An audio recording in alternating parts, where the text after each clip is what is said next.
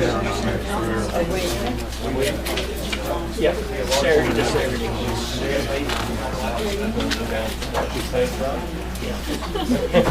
My son's got to go to school. I'd like to call this meeting of the Macon County Board of Commissioners to order, and we'd like to extend a welcome to everybody. We're glad you're here. We appreciate you taking this time to come out to discuss the business of this county. And it says, we're going to take just a moment to begin our agenda for any announcements that anyone might have. Chester, on the end of our attorney. Chester, do you have any announcements for us? No, sir. I do. September the 12th is the day we've been looking for a long, long time. This will be the open house for our new dialysis center. So that's September the 12th from 2 to 4 p.m. at the dialysis center. But don't get too excited. Here's what's going to happen after that. They have to see one non-Medicaid patient for 2 weeks. Then after that, the state comes in, which can take another 4 to 6 weeks. We're going to try to move that up as much as we can. The object is to have the dialysis center open and running so these folks don't have to cross the mountain no more in the winter time.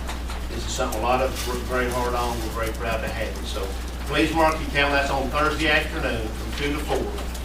And we'd like to have everyone there that can be there, possibly be there. It affects a lot of folks in our community, and it's a day we've looked forward to for a long time. So glad that's happening. Very much so. Very happy that's happening. Yeah. Citizens of our county, we've got 35,000 people we represent. That's a very small number of folks that have dialysis, but what a terrible thing to have to do that and drive a distance to do it. So we're thrilled that we're going to have that.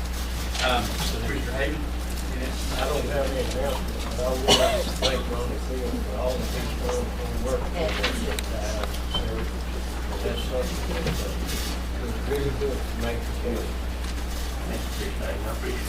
Do we know, and those of you who don't know, we have different roles. We work on different things, and sometimes we assign roles, and sometimes we volunteer. And Commissioner Field took the lead some, I guess, a couple of years ago now. Seems like a long On that, on the dialysis center, so we're happy that's happening. Mike, and we just said, I asked Mike to make an announcement. We talked to most of you in the room know our county manager is retiring, and you notice he's not here. He's not retired already. He's gone on vacation with his kids and grandkids for a few days, so he's not here. They've had that planned a long time, but we discussed, I guess it was our July meeting, Mike, and asked you guys to sort of take the lead and at least put the word out there. Let's start getting applications in, and so I asked Mike to give us a brief report tonight, exactly where that was. So, Mike, if you would. We have advertised for a county manager in 5 separate areas at this point. One being, of course, the Association of County Commissioners website, and it will also be in the county-wide newspaper. We also advertise for the North Carolina League of Municipalities, and it will be featured on their website and in what's called their league letter. We have broadened the scope of it considerably by going to the International City County Managers Association website, as well as we've advertised, of course, on our county website and with the state through the Division of Workforce Solutions. So those are the avenues that we're using now for the search. That advertisement has been in place since July the 26th, so we're about 2.5, almost 3 weeks in. Today we have received 17 applications. And of course the position is open until filled, so we did not put a closing date on that. That may be something that 5 of you need to discuss as to maybe when you want to have like an initial first review. When is it running Carolina? Shoot the next issue. I think It's been on the list. So that'll be next I week. think it comes out next week. And with 17 applications, and Jim, we'll proceed however you like. I think at this point, the only direction we've given is to tell them to try to get the word out, which they've done. Is when Jack gets back, which is middle of next week. Next month. Okay. And he said that he and I would sit down at that point and start to perhaps review them, maybe give us some list or whatever. And of course, if the board desires, we could put you together a binder of every application we might send. We probably should do that. Is that okay with everybody? Go that way. I think the more applications, the better. but we don't want to keep it up forever because we need to move on it. So at the end of the month, you think, Mr. Chairman? I think so. I think we need to move on that and at some point and do this. I know Commissioner Tate shared with me a moment ago that he might look through some of the applications. So feel free to do that. That's open for all of us to do individually.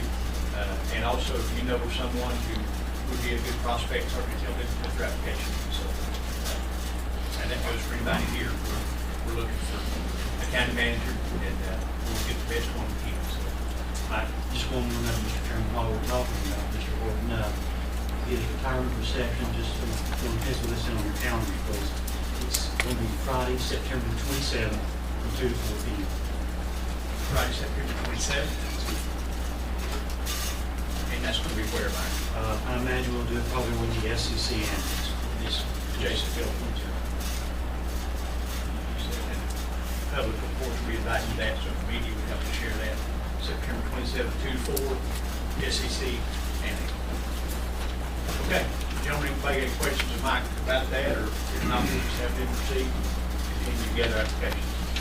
I think that's it as far as announcements. And I usually share this time. We live in a busy world, a lot of things to clutter mind, and we certainly have a lot of things we need to be thinking about, and not least of which is each other and our business, our county. So let's stand at this time and observe a moment of silence. Good, Mr. Chairman. Remember during our moment of silence, of course, the Ammons family who was tragically lost in a carbon monoxide accident, and all our firemen who the Lord was watching after, and we're so glad that they're all well. One of them standing in front of you tonight, Matt Mason, and it could have been a real tragedy. It was a real tragedy, but it could have been much worse. So remember that family and all of our volunteer firemen during this moment of silence. Thank you. Let's observe a moment of silence.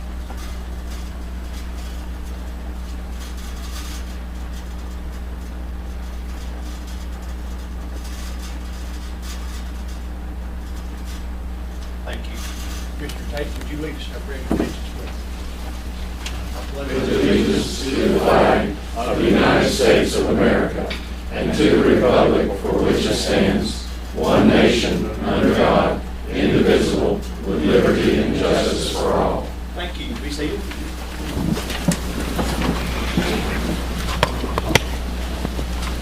Let me say at the outset so you don't think I'm picking on anybody.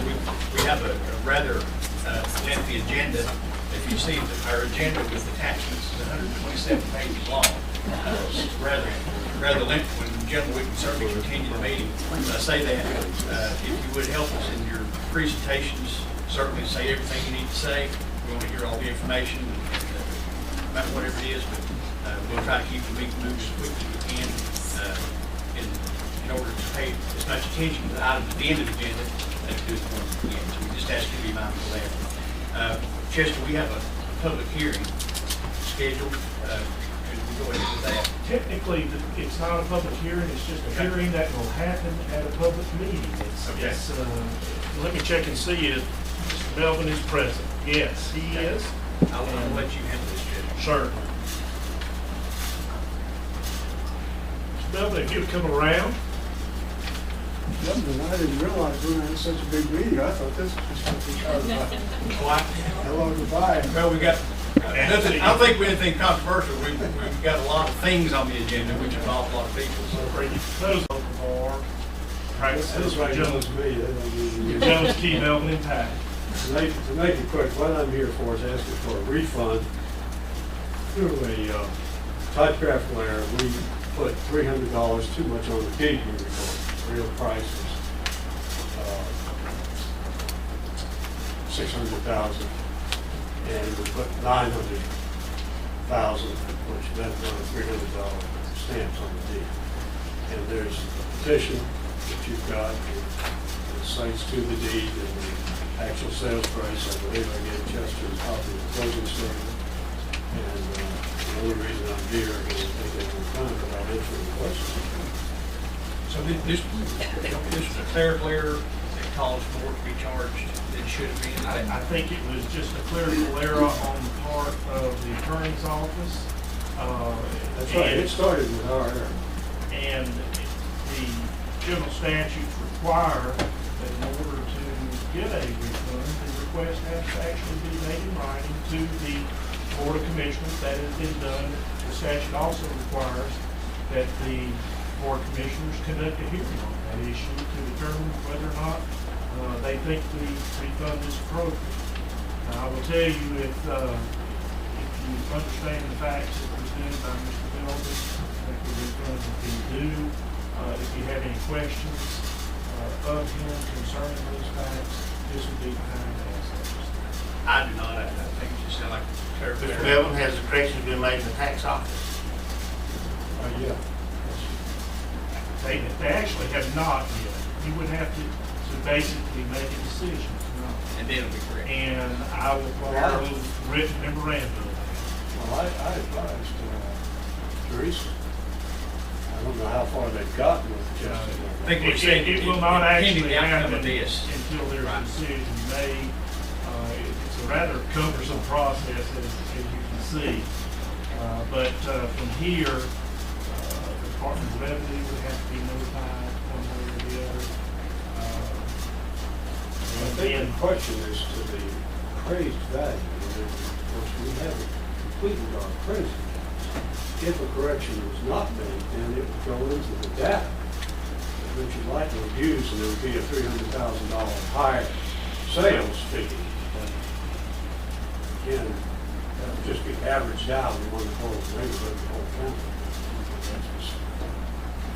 But again, I think if you accept Mr. Belvin's version of the facts as presented tonight, I think the refund is due. Okay. Motion for request. We have a second. We have a motion and a second. Any discussion? All in favor of the motion, signify by saying aye. Aye. Opposed? That motion passes. I'll prepare the decision, and we'll get that to this point. Thank you very much. Thank you, There's Mr. Miller. one less person around here.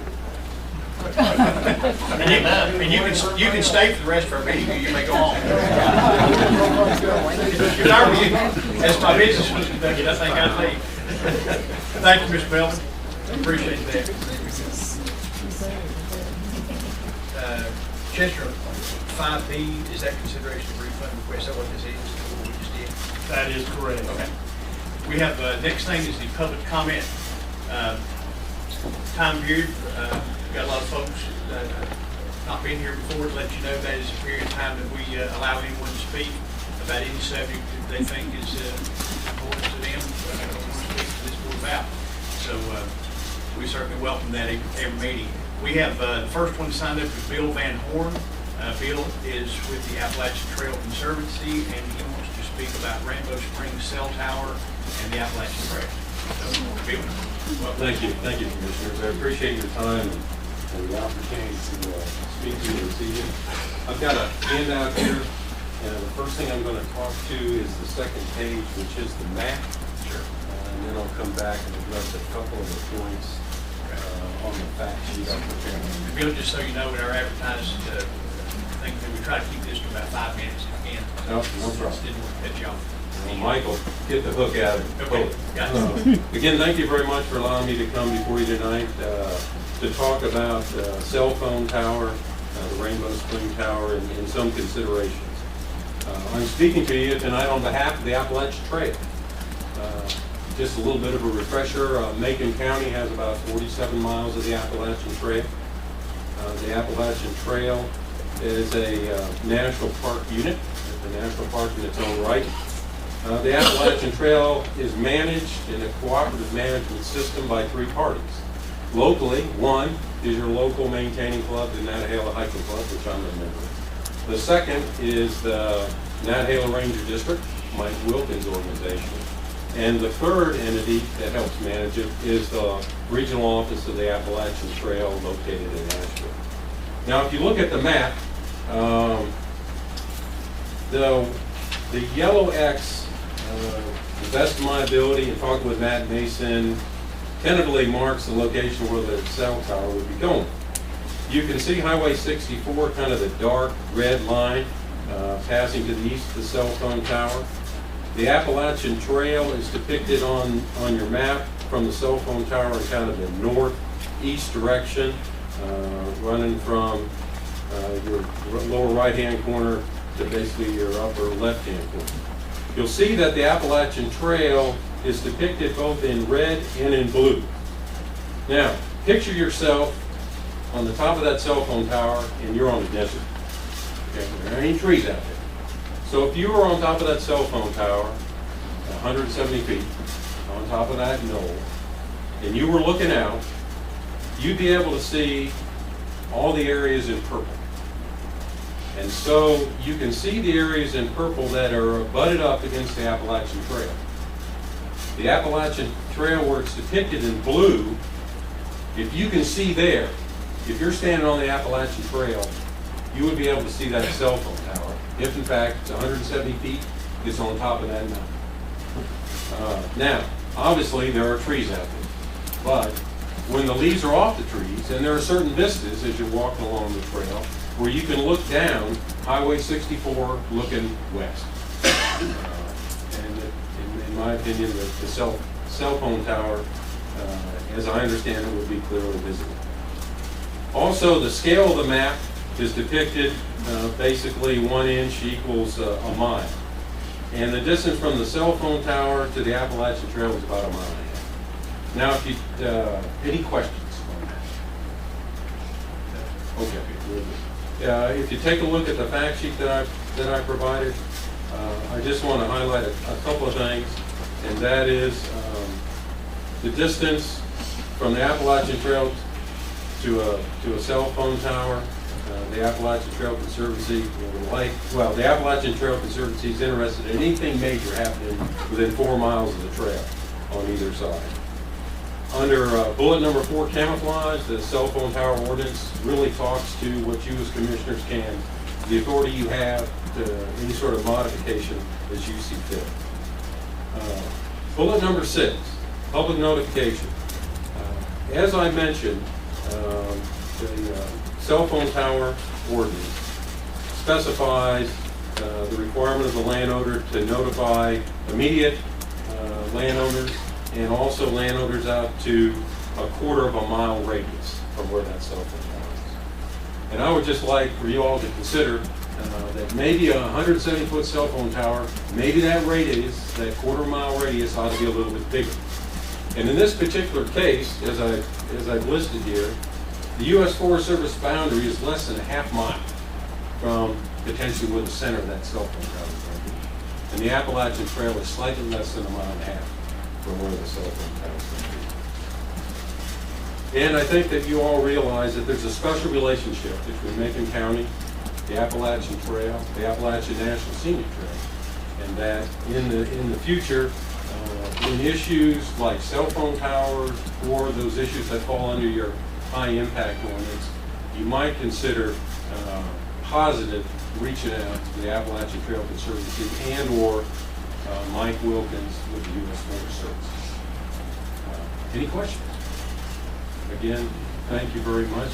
I just wanted to provide this information for you to consider as you go about business here in Macon County. Thank you very much. Thank you, Bill. We appreciate that. Thank you. We have Miss Ruby Shaheen. Saw Ruby on the back row. Ruby, are you still back there? Oh, Mr. Chairman, I need to withdraw temporarily, okay? Okay, all right. And we have Mr. Bob Cuppers, who is here to speak on the subject. There was a meeting of a lot of very diverse groups held at the Boiler Room. Community leaders, educational leaders, leaders of heritage associations, county leaders, you get my point. We had a lot of different people in the room. The purpose of that meeting was to discuss the potential uses of Cowie School as a heritage educational community center for the county. The county didn't own the school yet, but the group pressed on, and we stand here today, only a few days away from the first major event to be held at the historic Cowie School since it closed its doors to students a little over a year ago. I'm here to speak on behalf of the advisory board for the Macon County Heritage Center at Cowie School. If you can say that fast 3 times, you're better than I am. A board which you created several months ago to oversee the conversion of the historic Cowie School from an elementary school to a center of heritage and history in Macon County. I'm here as the vice chairman of that group. Bill Dyer, our chairman, could not be here this evening. Rumor had that he's painting a room in the school right now, so he's not available. I'm honored to speak for this group, and I'm proud of their efforts on your behalf. If I might, present company accepted, you did a tremendous job of selecting people from different backgrounds, people with different expertise, but people who had a heart for the school and for Macon County's heritage. And I want to thank you for your diligence. It's an outstanding group of people. My purpose here tonight is threefold. First, I want to express our profound gratitude for the support the county has given us in preparing the school for use. Projects like this one, you guys know, they're never easy, and they're nearly impossible without some sort of upfront financial and material support. Thus far, county money has been spent in two basic areas, heating and air conditioning, and electricity on the lower field to allow us to have events like we're about to talk about in a few minutes. We are truly grateful to the Board of Commissioners for supporting. Oh, let me go back to the heat and air for a second. We're taking an old school that's based on oil and we're turning it to electric. And an independent agency came over, assessed our electric use and our oil use, and have estimated that we'll save about $20,000 a year in reduced energy costs. And therefore, if you think about it, we paid for that in 2 years. So I think it's a pretty good deal. We're truly grateful to the Board of Commissioners for supporting the project. And specifically, I'd be remiss if I didn't thank Steve Ledford and the County Maintenance Group. I am telling you, their tireless efforts on behalf of that school have really been important to us. And I don't see Steve here tonight, but I'll see him tomorrow. And I'm telling you, he's done a tremendous job. We have a maintenance department in this county second to none. Second, I'd like to take a minute to update you on the long-term vision and the progress at the school. The committee truly believes that Cowee School has tremendous possibilities as a center of cultural heritage, education, and yes, as a community and recreation facility. And some people must agree with us, because in our short existence, we have obtained over $37,000 in grants for various projects within the school from 9 different organizations. That includes the Eastern Band is partnered up with us, various Appalachian and Heritage Associations have partnered up with us. That's a lot of money in a very short period of time. Additionally, volunteers have donated close to 1,000 hours of work and $22,000 of cash to support the Cowee School. We're doing our best to spend county dollars only when we must. We have currently leased 4 rooms and have at least 3 more prospective tenants, as well as plans in place to support fundraisers, reunions, and meetings, which would also raise revenue. We also have a concert series starting up with Buncombe Turnpike. That'll be indoor, as opposed to the one we'll talk about in a minute. Buncombe Turnpike, a bluegrass band, performing on October 19th, and Mountain Faith on November 16th in the gym. The last thing I wanted to talk about was this weekend. On October 17th, from 2 to 9 or so, we will host the first annual, and we hope there'll be many more, Cowee School celebrations. The committee wanted to demonstrate the versatility and potential of the school to support events such as this. We will have live music at the field level, historic exhibits, quilting exhibitions, pottery exhibits, Cherokee historical exhibitions in the school itself, guided tours of the historic Cowee district, and food and fun for the whole family, capped off at 7 p.m. with a free, let me emphasize that, free, concert on the lawn by the internationally acclaimed bluegrass band Balsam Range. There will be a dinner served in the cafeteria, to which we offered 200 tickets. That was about all we could funnel through there, and sadly it's sold out. We would love each of you to come to the event if you can. I'll probably talk too long. That's my way. But before I leave the stage, I have to thank the people of Cowee and the county. It's important to understand that this is a county asset. The people of Cowee have adopted that school, and they've worked hard there, but so have a lot of people who don't live in Cowee. So have a lot of folks. So I hope you have a little better idea about what's going on at Cowee School, your school, and we'd like to come back and update you as major events happen. Thanks again for all you've done for us and for allowing me to speak tonight. Thank you, Rob. Mr. Chairman, not that I would have hawked chickens at a county commissioner meeting, but You tell me we're not sold out? I got 10. Oh. I give you the last 10 tickets, so if you'd like one. What Bobby left out, if you buy a ticket, you get to go eat the meal prepared by Chef Lindsay Kent. Thank you, Tommy. And then there'll be a special place roped off to set the lawn chair in front of the stage. So you get more than just a good meal, you get a good seat. We will have transportation from Cowee Baptist Church and Snow Hill Baptist Church with shuttles. So don't think that you can't find a parking spot. We'll get you in there. We may not get you out, but we'll get you in. If you want a ticket, I just happen to have some. Thank you. All right, thank you, Bobby. That was all the public comment that I had. Was there anyone here who didn't get signed up to speak who would like to speak? Speak now. Okay. Hearing none, gentlemen, item 7 is when we adjust our agenda. This is the time that you can add anything to the agenda, remove it, ask it to be removed, or adjust it. Are there any items that you would like to adjust? Anyone? And if not, a motion to approve the agenda. Okay, Commissioner Day. Closed session for privilege, right? Okay. Chester's requesting an item. This would be under 13. It's already listed. It says closed session if necessary. I think Chester wants to do that. Is that correct? That's correct. I think we can do that at the end. I don't anticipate any action being taken. So this is, I'm not sure what that is. It's just information you're sharing with the board. I'm going to be advising you as to the terms of the new law and how it may impact us. Okay. Oh, so just short discussion on something. Okay. Not have a couple of people.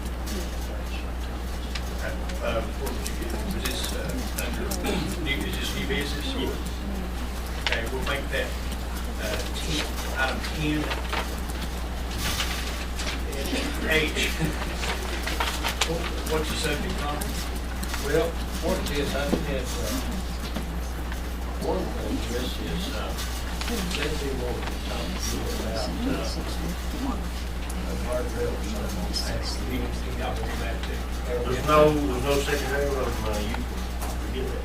Well, let me tell you what, I want to bring it, I told them, I talked to Senator Davis, House this, when the big cabins out there, and I told him some pictures, I just want to pass along.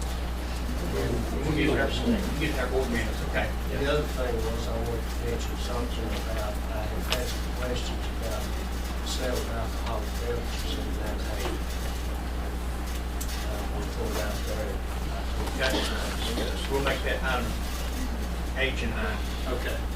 Very good. Anything else to add, I believe, gentlemen? If not, Actually, I do have a couple of items on number 10, new business. yes, sir. As you'll see, Tom Jenkins has 2 leases to be considered by the commission this evening. And he is working so hard, he has a 3rd one that needs to be considered. And that would have to do with a new business that will be coming down by the name of Flash Domain LLC. Okay. Just make that part of 10C. It's the same. That would be approved. Okay. We'll add that. Is that it, Chad? Yes. Please turn your cell phones on. It's on. I can't keep from talking. Anything else, gentlemen? Or do we have a motion to approve the agenda as amended? So moved. Okay. We have a motion and a second. Commissioners Hayden and Tate. Any discussion? Hearing none, approval of the agenda, let's say aye. Aye. That motion passes. The agenda is set as amended. Under reports and presentations, we have, as was mentioned a minute ago, these have been Cherokee, our neighbors slightly to the north. We're certainly glad to have some of them here today, and we have Principal Chief Michelle Hicks is here. So Chief Hicks would welcome you, and he asked to be on our agenda to make some comments on board. So welcome, sir. To talk about the Nicholas Mountain Mine. I've been, we've purchased a good bit of land over here in Franklin. This is home of the middle towns, back historically. And I know that we all cherish certain historical aspects of where we live. But, I just want to say that this mound is, to us, is simply not just a mound. I've been bird for a while, and I've had, individual conversations. I made a statement at when we recently purchased the Hall Mountain property that, it's time. And I'm asking, and I'm pleading with you all this evening to help us. The mound belongs to the Cherokee people, and it needs to be back on time. My heart tells me that. The voices of my people tell me that. And, I just know it's the right thing to do. want to share something with you. I want to share something if you don't mind. You know, when the issues were going on with the Macon Airport, obviously that became a little controversial. I had a gentleman come to my office, and he just happened to work for the congressman, you know, at that time. And in simple words, he was like, "Chief, can I ask you a question?" I'm like, "Sure, ask me a question." He said, "Why are you guys making such a big fuss about this?" And I said, "Well, obviously, you know, these were Cherokee lands. There's so much history there that, you know, when you walk on the land, you feel the history, you feel it in your heart, you think about it in your mind." And I asked him, I said, "Do you have a cemetery? Do you have a family cemetery?" And he said, "Yes, sir, I do." I said, "Well, what if, you know, I went to get my truck and my bulldozer and came up and without any permission, I just started dozing it over. What would you think about that?" Well, he said, "I wouldn't like that at all." I said, "Well, nor do we." And so, you know, I know there's probably some jurisdictional issues between, you know, the county and the town. But I humbly ask for you guys to give consideration and to help us, because it's time for that mountain to come back under the name of the Cherokee. We're willing to talk about trade opportunities. We're willing to talk about value of the property. But it's time for it to come home. And I will say that, you know, we're willing to create any type of MOA or MOU for the property, and I promise you that we'll take good care of it. You guys can continue to benefit from folks coming to see it, but I promise you we'll take pride in the maintenance of that property. And I'm not knocking anything historically that may have happened. You know, that's water under the bridge, no issue there. But that's my plea this evening. And I don't know how much time I have, and I don't know if, you know, some of the tribal members want to speak, but that's what's on my heart, guys. I didn't prepare a formal presentation for this evening. I didn't feel that I had. I want to speak to you from my heart. That's what I have. I appreciate your time. And respect that. I have a question. Is that my understanding? Is that owned by the town of Franklin? Technically, it is owned by the town of Franklin, and there are a few covenants in that deed that could potentially create a little bit of a headache in dealing with this issue and this request, but I don't think they're insurmountable. Ultimately, though, I think it would be a decision that the town is going to have to make. So our role in that could be advisory, could it be suggesting? I think it'd be advisory, suggesting, and I think to the extent that the county is supporting that, I think it would be important to bring to the attention of the town and try to work very cooperatively with the county on some recent projects. And Chief, that was my understanding. We don't have direct ownership of that. I understand. But we can certainly express our opinion to the town board. I think one of the ideas that I, you know, tossed around and is, I know there's historical ties, you know, it's close to a lot of people's hearts, but one of the things that we could do, especially for the historical purpose, is, you know, again, just for consideration, if we start some kind of historical fund, maybe possibly a foundation, just to support not just the Nicholson Mound, but other properties, because you guys are so rich in Cherokee history here. We're willing to talk about that, and again, you know, obviously it takes resources to do these kind of things, but again, we're willing to talk about it because we want it to happen. So I just want to, you know, leave that door open. I have issued a formal letter to the town with my request. Obviously, I've done it informally, but if you could just give me guidance in regards to what you think my next steps are, I'm willing to do whatever I have to do. Just, you know, Well, what my heart's here, telling me. as you're speaking, I'm sitting here thinking, my children are the 8th generation of my family that's lived here. So my family and your relatives coexisted here together. There's family stories about that. So there's a history and a heritage of our people working together, and that should continue to be that way. I think we have mutual respect for each other. I think I speak for everybody up here. Legally, I think we're fairly limited about what we can do simply because the county even though we have jurisdiction in the entire county, that property is physically owned by the town of Franklin. That's what I'm hearing our attorney say, I understand. With that being said, Chief Hicks, going back, I think I'm the one still on the board during the airport days, which we learned a lot. Thanks to Russ Townsend, I see Russ sitting back here. I believe since that time, Russ, we've had no problem.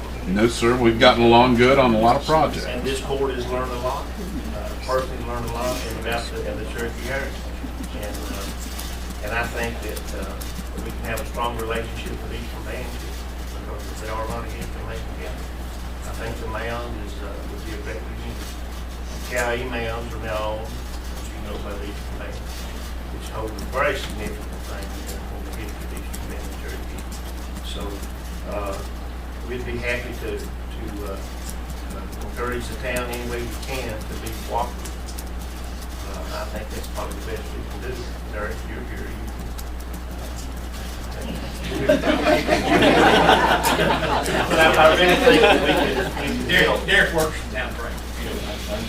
but we could, I think we can certainly encourage that. They have an election coming up. I think this will be a topic in that election. Well, I'm sensitive.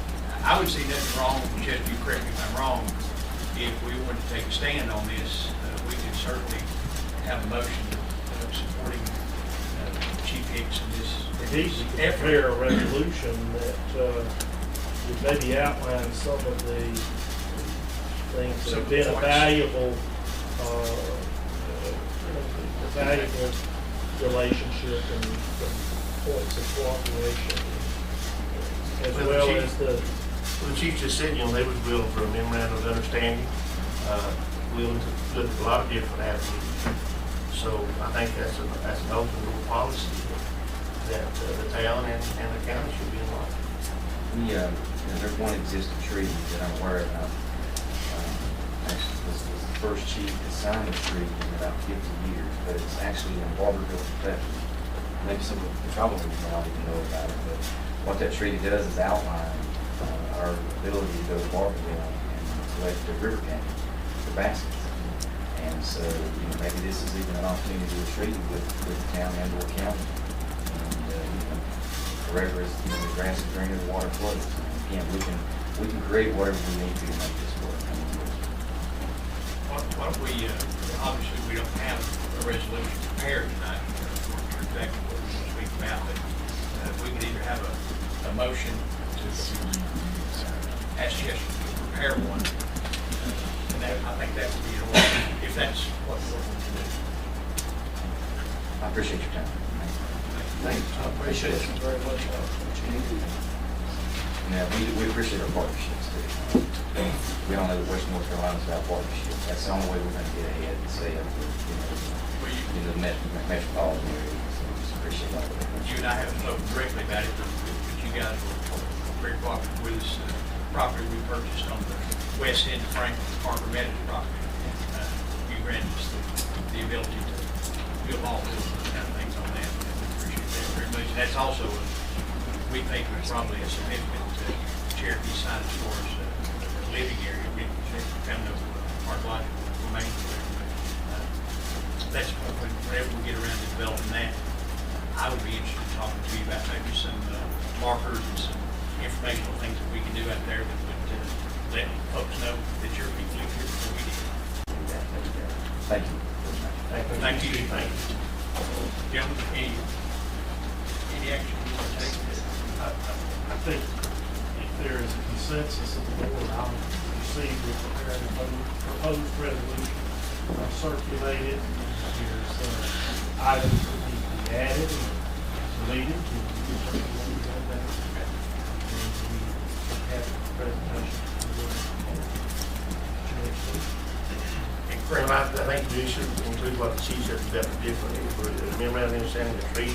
There's a lot of things that, that you can do that I think the town will give them a lot more options than just, I think there's a lot of opportunities.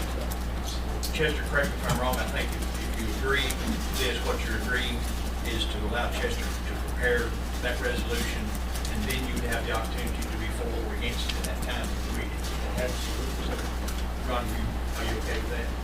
The only thing I might add is, I think it might be wise for us to sit down there and discuss with some town hall.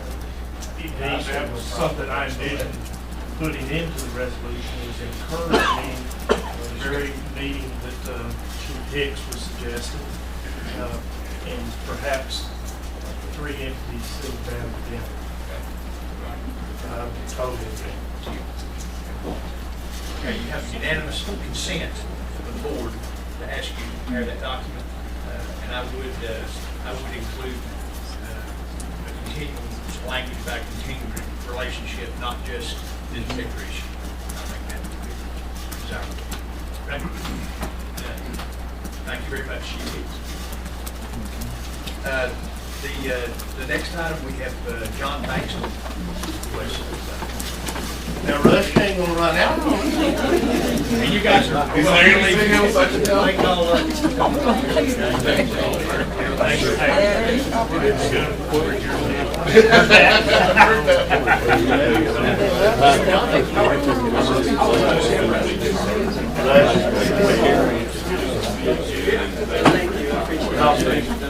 you very much. And I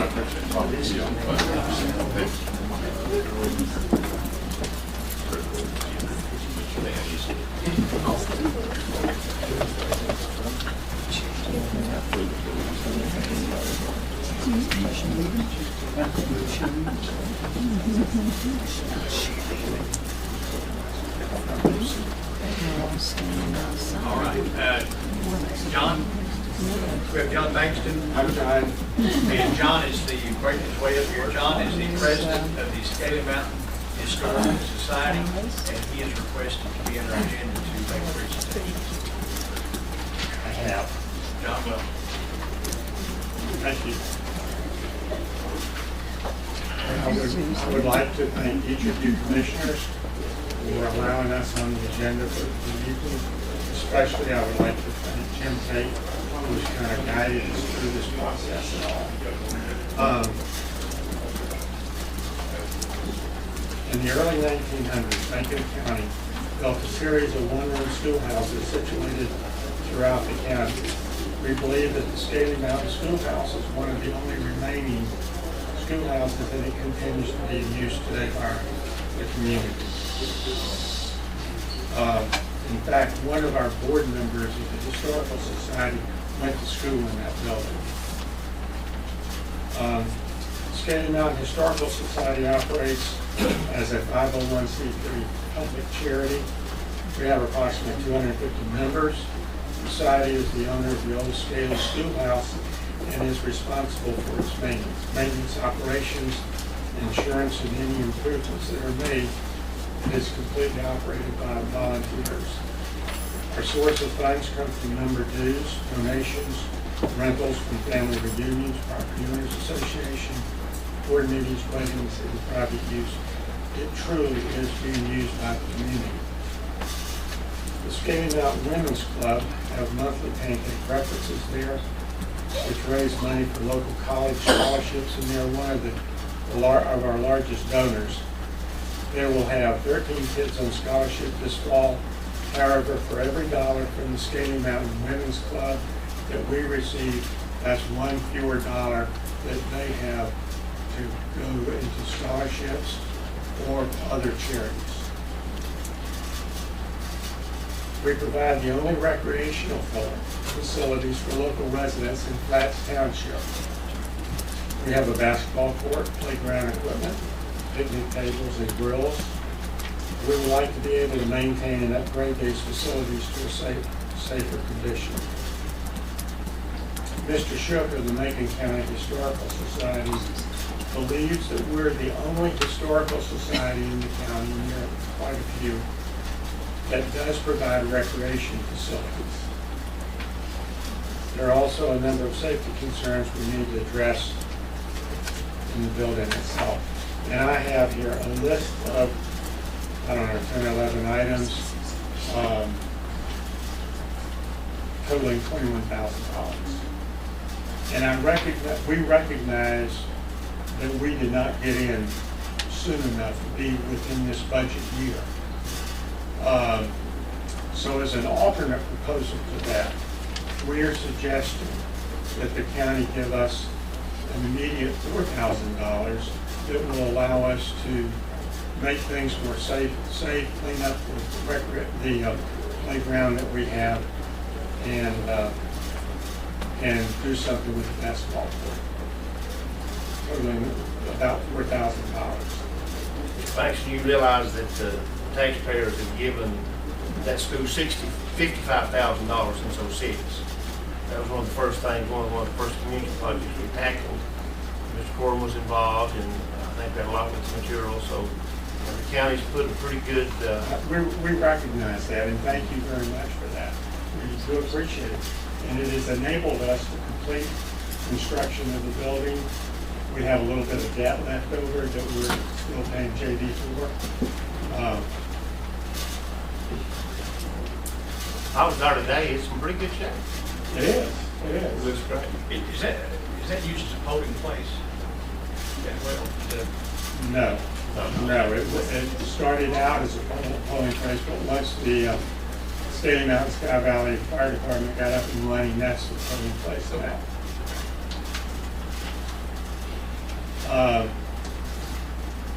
I hate to bring this up, but I will. There are disparities between the amount of the money that we send down to Franklin every year, which is $1,050,000 in property taxes.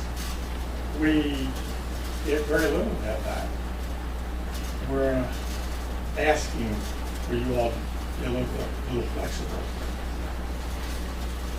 If you can't stomach the $21,000, we have an alternate plan, which would provide the initial funding of $4,000 and a $3,000 year stipend each year going forward. But it's going to require you all to not think of this so much as a historical society, which I'm sure there are a lot of them in the county that want that funding. It's something, the old Staley Schoolhouse is a focal point in our community. A lot of residents still in Staley went to school there. It's worth preserving. A lot of money has gone into it, thanks to the county, thanks to J.D. Corbin. But we would hope that you all would see fit to grant us this request. Thank you. Well, see the request in two parts. The 4,000 is sort of a one-time thing. The 3,000 will be recurring, which I think if we're going to make that move, that would need to be part of our budget discussions. Right.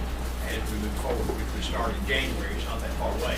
We start in January preparing the budget for the coming year, so I would certainly be willing to take a look at that, simply because you have the community putting money into that, keeping it up, and it is a recreation center for the county. But Commissioner, that's going to be the case district. I know you have with Gene. Just real quickly, how many people are here tonight? Just a couple of them. There are two people. You take care of this. What is Adele Hopkins? Is Adele here? Yes. Well, right here. She is. Good, right, Adele. Hey, Adele. We've talked a lot. I've never met you, but we've certainly talked. If we take care of As for showing up tonight, this is impressive. We care about it. We love Staley. This $4,000, I've not read this, I'm just going to ask you, this $4,000 up front that you're asking for, what's the intention of that money alone? That's second. I said I haven't read it, I just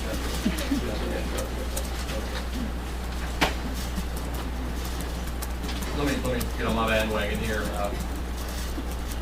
This group and organization asked me to come and speak to them a month ago, 6 weeks ago, 2 months ago, something like that. And I was able to approach me and ask about the process, and I was able to explain a whole lot about the county and how this board functions and how our government functions in general.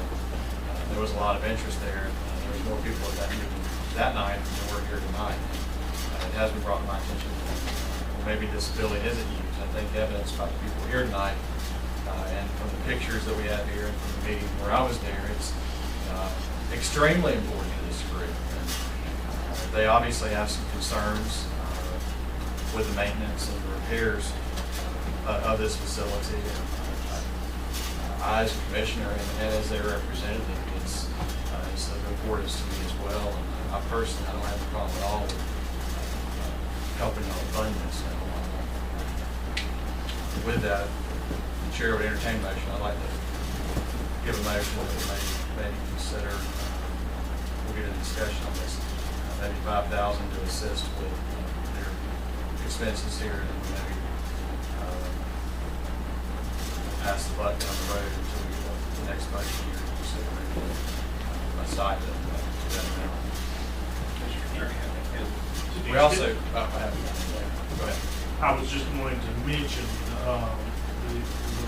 the vehicle for delivery of that, if the board is inclined to do so, is an agreement for the Historical Society to provide recreational opportunities. I have basically updated a prior agreement that frankly, the county had with this group, and it has lapsed. Is my understanding, and was not renewed. But I think nevertheless, the recreational opportunities have continued on for other people. And I'm just reading this quickly.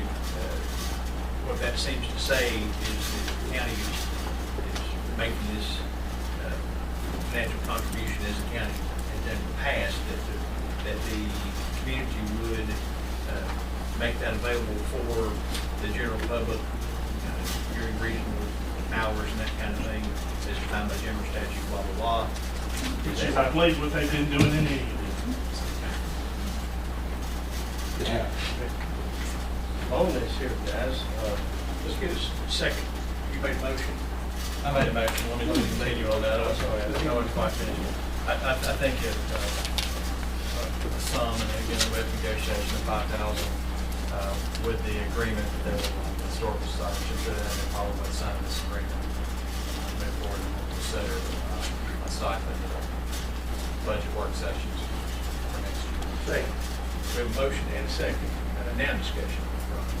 I was all right on that. I was gonna say the same thing. I didn't know you'd make a motion on it.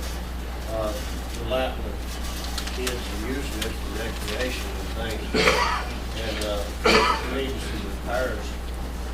I'm all right with that, and that's what I was gonna recommend is let's do something right now and make the budget come around, take a second look at this, and all the rest of it. You will note that agreement ends at the end of the county's fiscal year, so it would be appropriate to look at this on an annual basis. You know, Mr. Mason, we've done a pretty good record of, a lot of us think these little schoolhouses are very important. We have Pine Grove, Shady Mountain, and Holly Springs, Cal East schools were preserving. So these things are, you hear these two men talking about their heritage, you know, which is great and part of this area. But also, as he's one of these schoolhouses, there's very few of them left. So it's a good investment. You've got a good community that turns out there. I've had a chance to speak there several times. And, so we appreciate what the community does down in preserving this business. Thank you. Any other discussion on the motion? What about insurance? Why doing it? In this particular situation, this group owns the building. They're not leasing. Indeed, they are providing the recreational opportunities.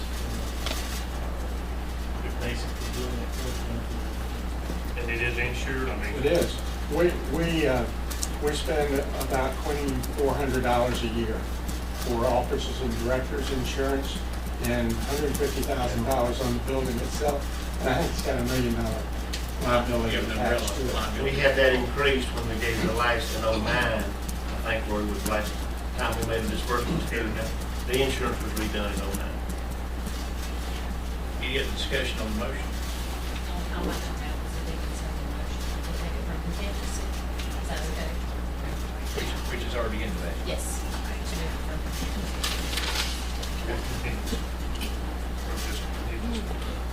Our budget. Yeah, we have a line item that has, yeah, this is already been allocated. Okay, we'll restate the motion. The motion is to take $5,000 from our budget line item contingency and to make that available to this group with the understanding that you would sign the agreement to provide recreational opportunities, which I see no reason to do that. Any other discussions of the motion? Hearing none, all in favor say aye. Aye. Opposed? Motion passes unanimously.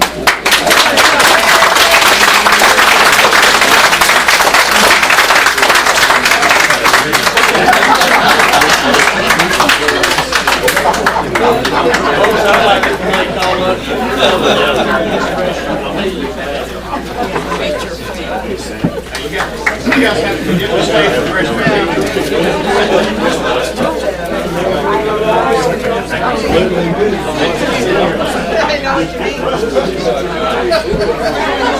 I got to make it out.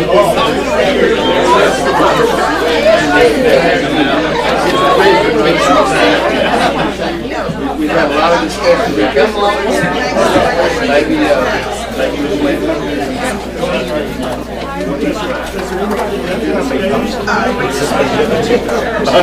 We showed up in the wrong place. Want to go to Cafe Round? Oh, y'all didn't go? No, I did.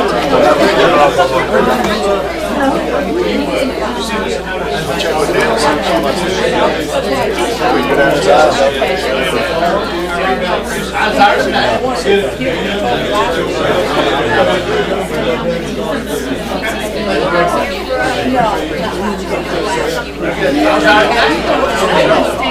We're working on Betty Humphrey's house. That's the end of them. Because most friends have never met.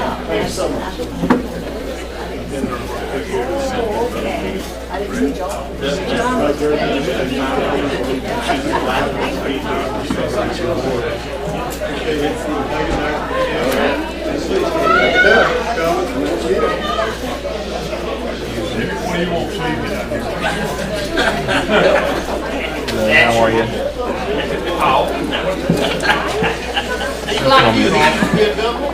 No comment.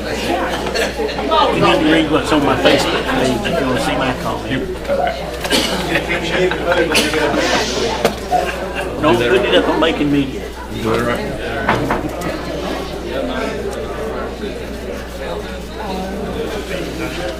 With that, item 9, we've got the, we have a request for transfer surplus 1934 Drive, driving ambulance to Southwestern Community College Public Safety Training Center. And Chairman, I'm talking about this as well, Chester. Chairman, in order to make that gift, there has to be a posting of intent to do that at least 5 days prior to the meeting. That's not been done. So they have to put that on next month's agenda. And I'll get with the county manager. We make the motion, go on this, we bid, move forward with it. I think you can go ahead this evening and declare that property surplus to the extent that you've done so, and direct myself and the county manager to get the appropriate notice. I thought it already. You may have. I'll let Jack. We've got a motion to declare surplus, a second by Commissioner Tate. Under new business, we have a bit of housekeeping. I think this is Matt Mason. Consideration of memorandum of agreement. Matt? Thank you, gentlemen. I've got with me Justin Anderson. He's our new erosion control officer. Anybody not met him yet? Justin, Basically, this memorandum of agreement is just an update of the initial memorandum we had back in 2001. The only thing that's changed is page 3 under the reporting system. They've actually, we do this in-house now, but they've actually put it on paper to read it a month after. Simply, basically how many inspections we're doing. You know, the issue, stuff like that. Everything else we've got for the same. They're just asking for us to update. All that you and Judy, that falls to your two liaison areas. Any questions or concerns on that? Or plan. Why do we need this thing, Matt? Basically, this was the agreement the county made back in 2001 to accept the local erosion control program from the state. It's basically giving the authority to the county to force erosion control what's local instead of state level. Do we need their blessings on what we're doing? We have a local agreement that, yes, we basically, under the umbrella of NC, we're kind of doing. Short answer to it.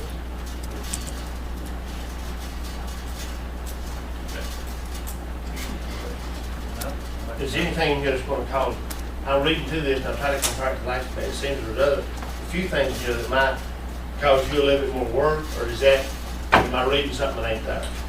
There's a little bit more, but it's stuff. Reports and blah, blah, blah? Yeah, but we're already doing that, it's just. So you're already doing We're that doing it, anyway? it's just- they want it official. Motion to approve the, let me see what the title of it was. The memorandum of agreement between the North Carolina Sedimentation Control Commission and Macon County as presented by, these gentlemen standing so upright in front of us. Okay, we have a second, we have a motion, Commissioner Fields, second by Commissioner Tate. Do we have any further discussion? Has this been brought to the planning board? Does it need to be? This is an in-house issue, I think. I don't think we're asking for any major deviation by this. I think we're simply looking to memorialize what in fact has been happening in that relationship. I just wondered if the planning board should be involved in that process, or? Well, they couldn't change nothing if they wanted to. I think this one is ultimately, the state's in the driver's seat here, and to some degree, we have agreed to work within the parameters of the state. We're just wanting a memorandum of agreement that indeed memorializes that. We are indeed agreeing to do the program the way it's required in the state and by law. And they're doing it in every local program in the state. How long is this good for? And can we get out of it sometime? It's good as long as the state says it's good. I think you're gonna have to fundamentally, the answer is yes.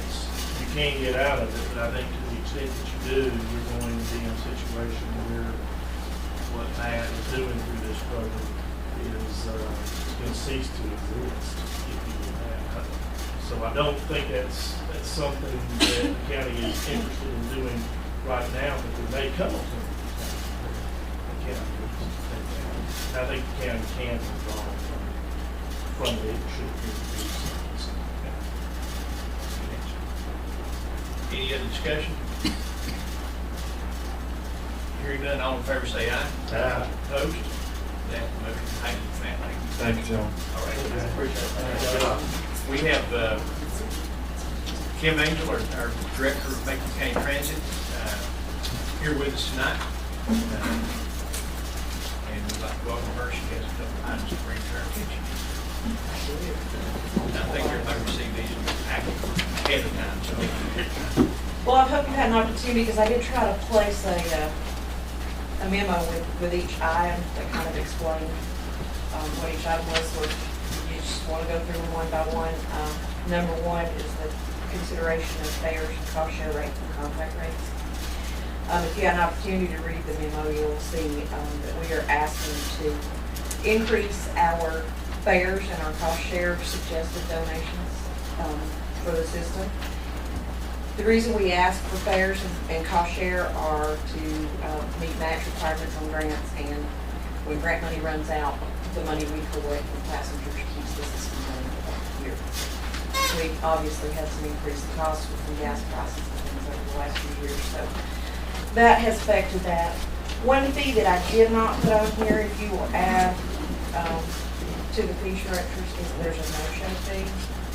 Currently it's $5, and we are proposing to raise that to $10. And basically, a no-show occurs when we go to pick somebody up that has scheduled transportation, and they aren't there, don't go, decide it wasn't their day to get out of there at the time, whatever reason. So we do charge no show fee for that, to try to recover some of our costs. The effective date for the cost share and the fares would be October 1st. That would give us time to notify passengers and the public that we're going to be increasing the rates. Agencies have already been notified to let their clients know that we were going to be requesting an increase. And I don't know if you want to do them together or all as one, but the contract rates are also included. That's included in the memo. I have what we call a cost allocation model where we plug in our budget for the year, and it basically tells us what the cost is per service mile, per revenue mile, and per trip. So each time we go out to pick up somebody. And what happens is that rate determines what we bill to Medicaid, the nursing home contracts we have, both rehab, the multiple agencies that we have. And I would be glad to entertain any questions. You'll also notice there were 3 different sets of cost share rates because we do, since each area is a little different, we do have different rates, and I try to keep them as fair based on where somebody lives, either from the Franklin area, Highlands area, or from Manhattan. And I'm gonna say this, sometimes it takes me a little longer to process these things. Some people, I'd ask Kim if she would meet with me ahead of time, and she did. I had a chance to ask a lot of questions. Essentially, for the media, this points out that primary reason, cost of fuel, to be able to make this program self-sufficient. Of course, there are some county funds in there, but this is a fee, not unlike, I guess, EMS charges for services, not unlike the landfill, those kind of things that keep these self-supporting, and I would support that. And basically the per service mile rate was $1.64. She's requesting $1.60, $1.64, $1.70, and per revenue mile was $2, $1.204. Is that right? Correct. And I did notice one thing, and I asked about they do have a pass, a monthly unlimited pass that's $30. Now that is only for the route that runs specifically in town, Mountain Gym route. But we do sell passes that general public and elderly and disabled can buy for routes that run outside of the town, and we reduce those rates, and that is on there, and it amounts to like a free boarding or two free boardings if you buy the pass. So it does offer an incentive if somebody's a regular router and reduce the cost. And also ask her if this was in line with what other counties in the region were charging, and she indicated it was. Actually, our cost per mile is less than Jackson County's, a little more than. Clay County doesn't really charge their fully allocated costs because they're subsidized fairly heavily with county funds. Cherokee County, it's, I think, a little less, and actually the fares are less than their fares are Cherokee County. Just explain a couple of things to me. Kim knows I've called her several times, people that don't have the money to pay the fire, that needs a ride. She's always makes a way. And some of these bother me, I'll just be honest. I mean, this is the people that ain't like the EMS, it's not like anything else. These are the people who are usually the disabled, the elderly, or whatever, that need the service the worst and have the least amount of funds to pay for the service. It's not like any of that where it says in the Nantahala area, you'll start with that. That's on page 26. And the cost share? We'll go back, I'm going backwards as well. Okay. So, some of these, I just, you look about anyone qualifies for this program that does not qualify under one of the other programs. So, in other words, if you don't qualify, they're going to get a 250% increase. If they are general public, that is targeted toward general public. Typically toward So why such a big, I just want to know why such a leap from $5 to $15. Because when we initially did this, I have raised rates in probably longer than 3 years ago. But that's the problem. And what I did is, I used Google Maps. And I said, okay, from Nantahala, Copley, into Andrews. is 8 miles. And our cost is $1.79. And round trip, it's X number of dollars. And 20% of that cost is $15. So you let it go for 3 years losing money before you found that? I let it, we had had some successful years before, and the program is actually built up some in Manhattan. We're bringing people, everybody in Franklin. Ms. Chairman, you look at the size of these increases. You know, But these people we that's been have- used to riding. Let me clarify, bus. we don't have anybody right now who qualifies under our that rides with us. I mean, you have in the past. That rides with us for now. You have in the past. Most everybody is under the DOAG. And in that particular funding source, that's the home and community care block grant that comes from the state. So And that's a they pay suggested, $6. and that's a suggested donation, and they are not refused under that if they're eligible under it. That's the first funding source we go to. Now, if we run out of money, you know, then we're having to go to the EdTap money. But if we run out of both pots of those money, then, you know, we're having to go. And typically by the end of the year, they're used to paying a certain. I think that's fair. The same thing applies to Highlands. Yes, and the reason I did it is because it was the same formula for every place, and it was the only fair one. Ronnie, I had the same question. I just had asked it earlier. Well, I've been there for 7 years. I know we've got the question. So, you know, I just have a problem with it. You can't jump on these. This is a part of the public that depend on this. And this is the one you're going to hurt the worst by this much of increase all at once.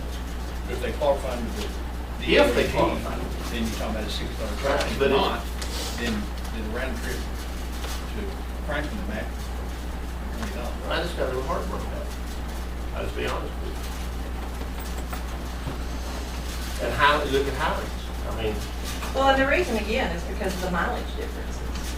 You know, because it's a lot more expensive to come to Franklin from Highlands than it is coming. oh, I'm not arguing that. And I'm I'm fine arguing the with that. amount of increase. At one lick for these folks. And I had, again, I used the formula. And I Formula is asked, numbers. and I asked, you know, I brought you what was fair based on that. You based it on mileage. I based it on mileage, I based it on our cost. I think we should be getting this is the first time I've ever seen anything like this. You don't have a bus station in that town. I do, I do. And these people are talking about $15, they don't qualify for any other program. They would not. They would, That's They just would the not. general public. That is the general They public. want to leave their car in the parking lot. Exactly, and they say, hey, you know, I know you go to Franklin on Fridays, and I like to go to Franklin sometime and shop, but I don't want to drive across the mountain. well, I had that same question. And the thing is, and I appreciate what you say, Ron, I'm not certainly not arguing with you, but if you qualify for that less amount, then that's $6. If you don't, if you call a taxi to come do that, it'd be Well, way more than that. About, the last I heard, less than 5 miles in the taxi in Franklin, for the private cost is about 20. You know, we're not trying to compete with taxis.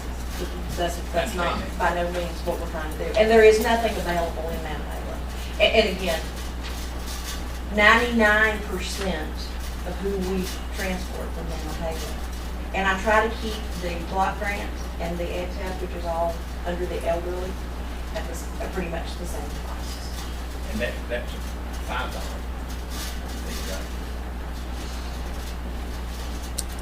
Well, Don't explain to the folks what ED, DAP, and DAPD is. yeah, these are forms that we use internally, and it's under the Elderly and Disabled Transportation Assistance Program, is what it's for.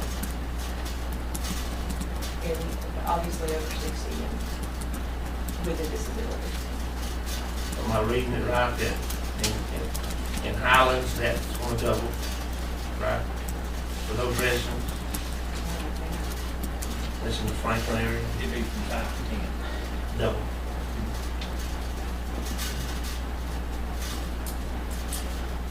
In Hollis, in which line are you talking about, Ron? In the green, I don't know if it's colored or not, but this is Macon County Transit share rides from Franklin area. So Two it's Highlands, yeah. This is from Franklin to Highlands, yeah. and back. And again, you know, the reason we charge these rates is to support the system itself, meet the grant, the match funds, and to keep the service running. Because along about April, grant funds start running out. Somewhere between March and April, we start running out. And then we do a block grant, we start running out some of the other funds. Did it get cut in, budget? I still don't know on the ed tap. The state has not told us what our allocation is going to be yet, and that was another reason that we're concerned. I don't know. I guess the big picture question I asked her, and Ron, I would disagree, I have some concern, but I asked her, is this what you need to make this thing self-sufficient, to make it continue to pay for itself? And she answered me yes. So, Well, it's never gonna pay for itself without grants and government support. I understand that, but with that given, and again, if you're making a round trip ticket to average $25 to $30, you can do that. So on the right is Still other a good proposed. deal for our Yeah. residents. You know- Mr. Chairman, I'd make a motion to approve the request. We have a motion and a second. Any discussion? Hearing none, all in favor of the request that Ken has given us, signify by saying aye. Aye. Opposed? Thank you, Ken. Next is the resolution adopting the updated local coordinated plan, and I did include that in the packet, so I hope you had an opportunity to look over that.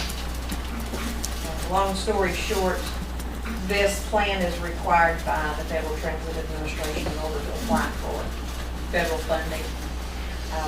This plan is a regional plan. It has been presented before the Southwestern Commission, the TACC, Transportation Advisory And Committee. Lee, and ask you about that, I think it's already been approved if they ask for each county. Go back to the state, they ask for each governing board from the county to approve their portion.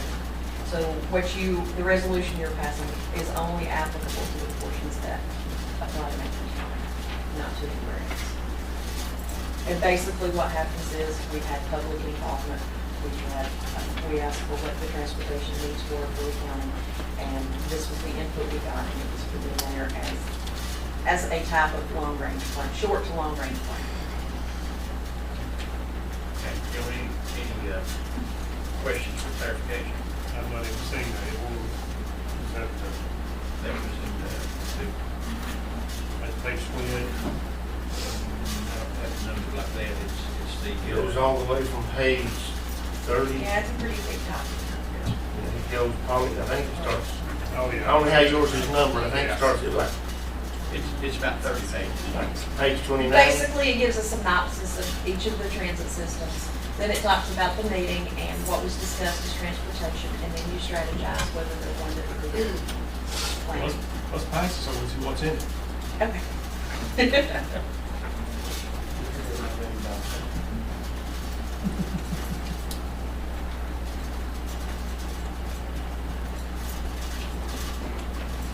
I did think this is much to prove that. That's, I think the document was required. Yeah, it was our package.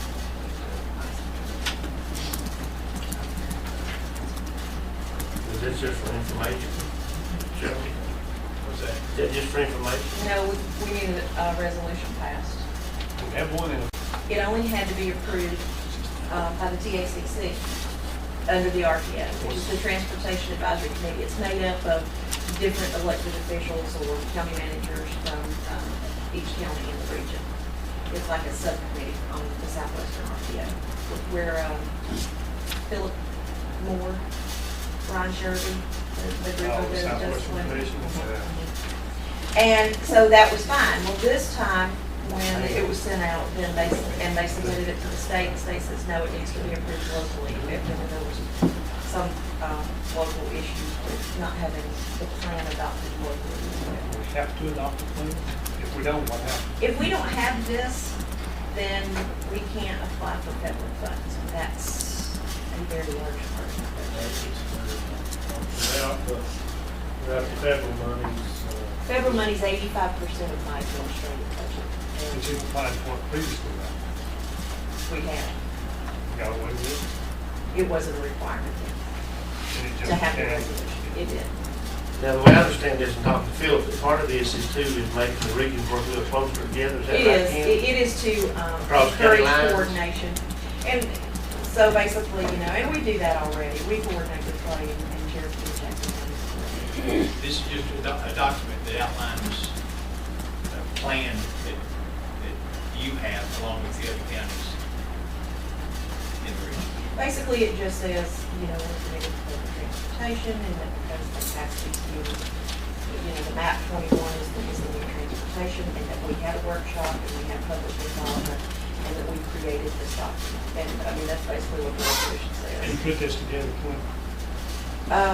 Philip Moore actually So the sent, Southwestern Commission did this. it's An agreement. Cherokee County commissioners passed their resolution last week. Now, on mine, page 27 is what Kim did as far as what she has. Page 26. I printed off hard copy.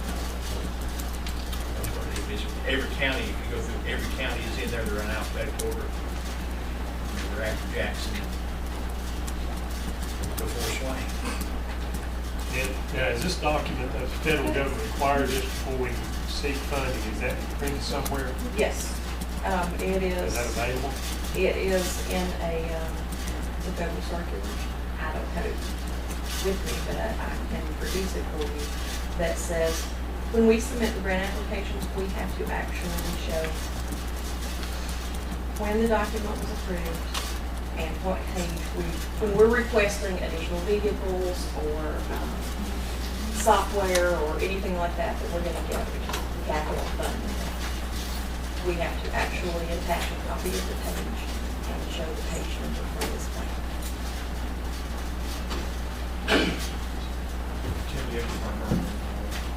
I don't. It's a planning document. It's a guideline. There's nothing in here that says, oh, look, Macon County wants to start operating on the weekends, and so now you're going to have to. Not at all. I mean, not until there's lots of money for that. So, you know, because ideally, that's what we would like to see at some point in the future. And this is updated every 3 to 4 years, so it's a living, breathing document. I'll make a motion to approve the resolution. Second. We have a motion and a second. Any discussion? I think that you'll see that these, a lot of regions and a lot of colleges have them, because they know the money's going to get tighter and tighter, and it's going to have to be more regionalized than ever. Well, and the state's changing the way that money is being divvied up, there's a prioritization process. I'm not using it at all. We're still waiting to see how prioritization sources. Other discussion? And finally, I'm sorry, the final thing is one more resolution. This one is going, I'm sorry. Oh, I'm sorry. Any other discussion? Hearing none, all in favor of the motion, signify by saying aye. Aye. Opposed? Motion passes. Now, Okay, now, I'm going to get out there. The next one, I have discussed this in front of you a few times. Last year, we were granted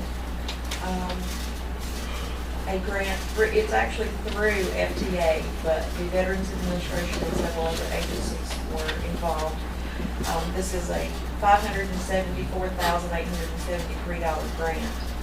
It's a 4-county initiative between Macon County, Cherokee County, Clay County, and Swain Public Transit. Basically what we will do is create a website and create an 800 information number. We'll be working with veterans, veteran services agencies. We'll be improving, again, it goes back to greater coordination. We'll all be using the same types of software so we can coordinate on our out-of-county trips. In order to proceed with this project, we need to have a resolution just like we do in any of the other grants. NCDOT is basically the recipient of the funds because we could not apply directly. So they're acting as a pass-through agency for us. 80% of the funds are coming through federal and the 20% naturally be shared amongst the agencies. You've already got that in your budget. And that is already budgeted for this fiscal year. You're not asking for that. No. That's going to get one. Okay. Any questions on that? It provides, it's a really good opportunity to provide veterans access to transportation services in the region. Good program, hope you get the grant.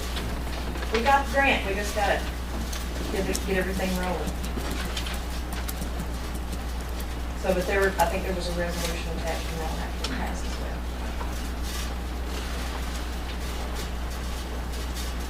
Motion approved.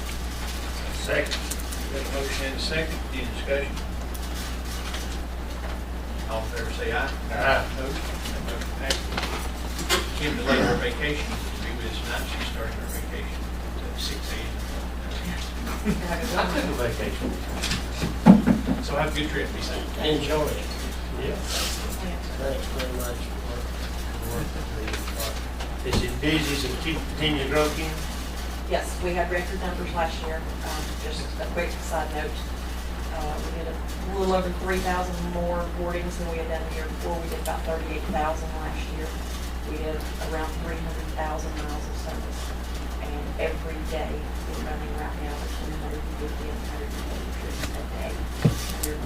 We're still setting records. Thank you, Kim. Thank you. Appreciate it, be safe. The next item, gentlemen, is a lease agreements that Tommy Jenkins has, our EDC director. Tommy, welcome. Thank you, Mr. Chairman, Commissioners. I'm with you tonight to extend 2 leases, existing leases. We have a business development center.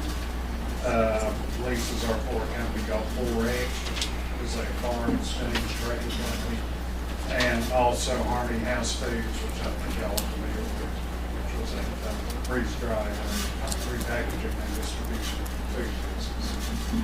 Gentlemen, I have distributed to you the resolution and proposed lease agreement for each of those transactions. They are essentially the same as we had the year before. And our EDC has a subcommittee, EDC subcommittee that reviews their progress every year. They fill out a tenant survey every year and either approve, non-approve, or those have been approved. They've both shown good growth the last years. You do these one at a time? I think it's appropriate to handle them one at a time, yes. Their utilities run out.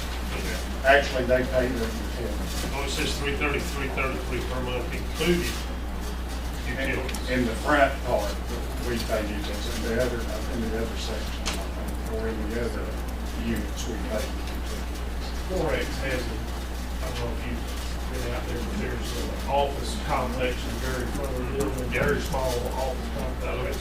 That's where 4X is, and that is not separately needed. So, the utilities are included in that area.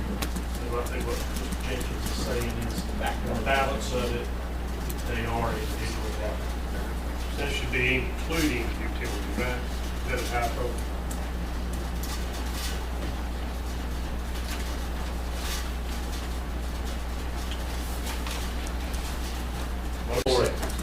Any discussion on 4X?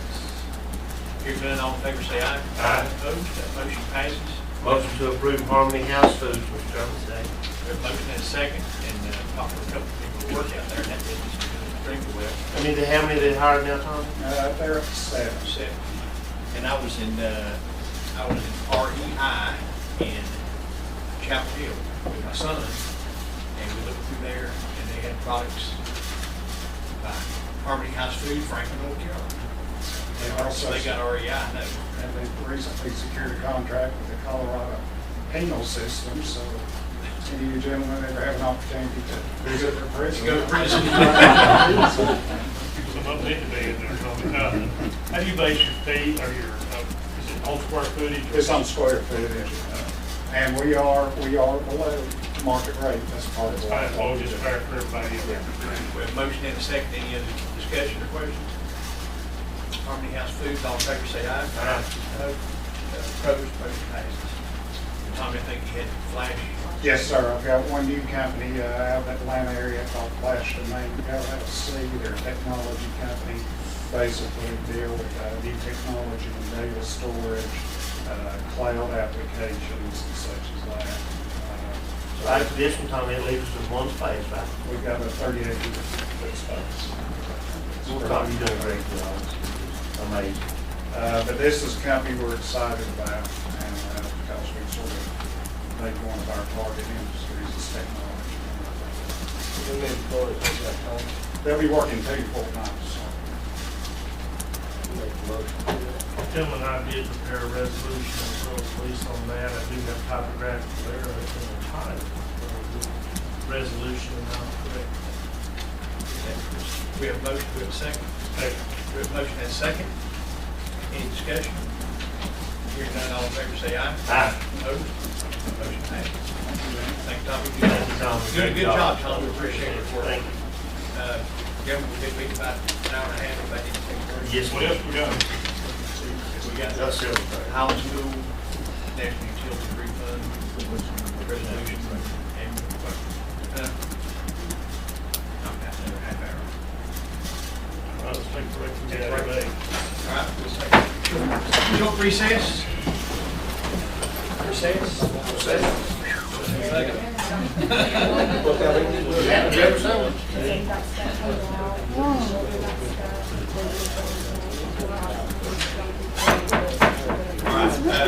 Todd, what have you got? The resolution on becoming a member of HGAC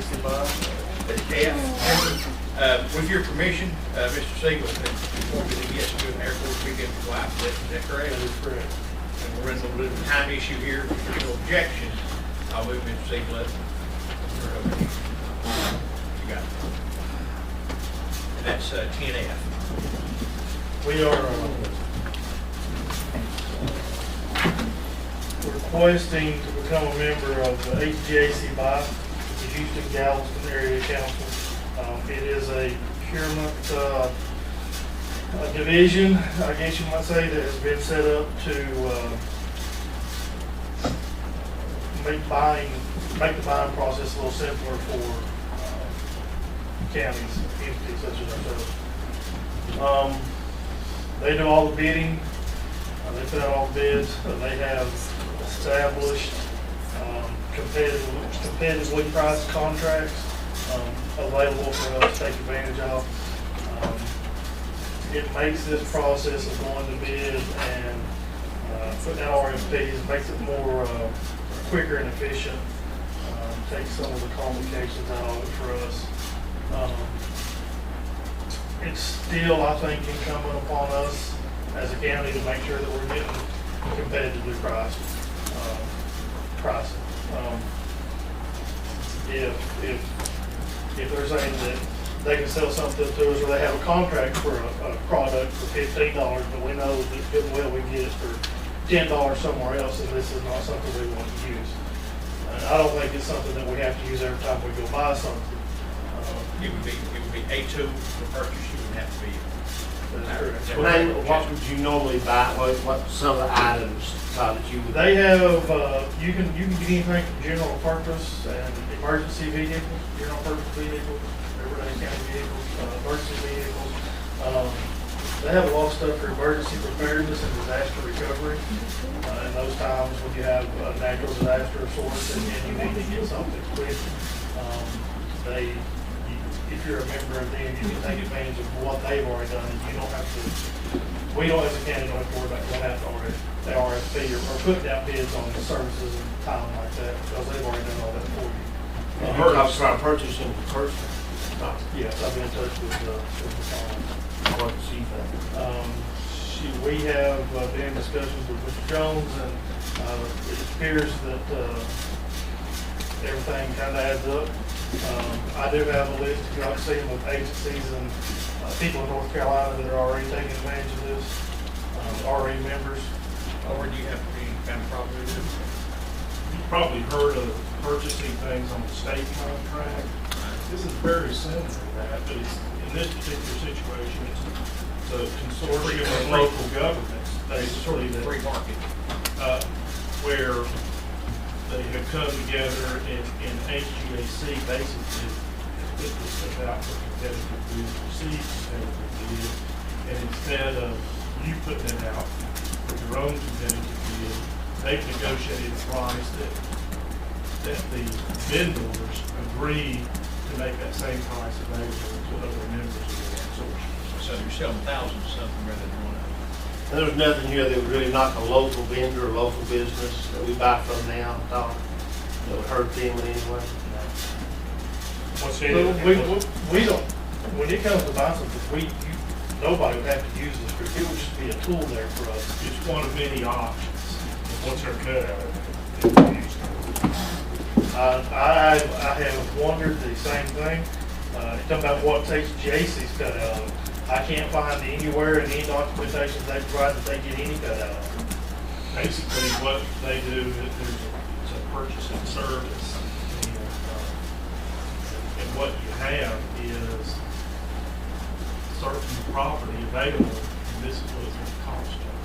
And they take it into front, it's going to cost you. Now, I have advised, under our statute that's applicable here, General Statute 143, 129, E3, these purchases, I think county can approve this contract, but I think each time they utilize this service, I think they have got to do due diligence and indeed determine that the price is being offered at discount prices. To the extent they're not discount prices, I don't think our statute will allow purchase. And that's what I was saying, if they're offering, if we go to them and they can offer us a contract on something for $15, but we know over here, we've got somebody that gives us for 10, then this wouldn't be something we could use that in. It's just another option. Just another tool, just another option. They have, you talking about other things there, Ronnie, they have communications equipment, which is maybe more of an area that I'm interested in. They have a whole meeting on that. Grounds, yeah, with the, grounds facilities and parks equipment and public works equipment, it's the gamut, so. You got a motion, second on the I prepared a resolution. motion by Commissioner Higgins, second by Tate. Any discussion?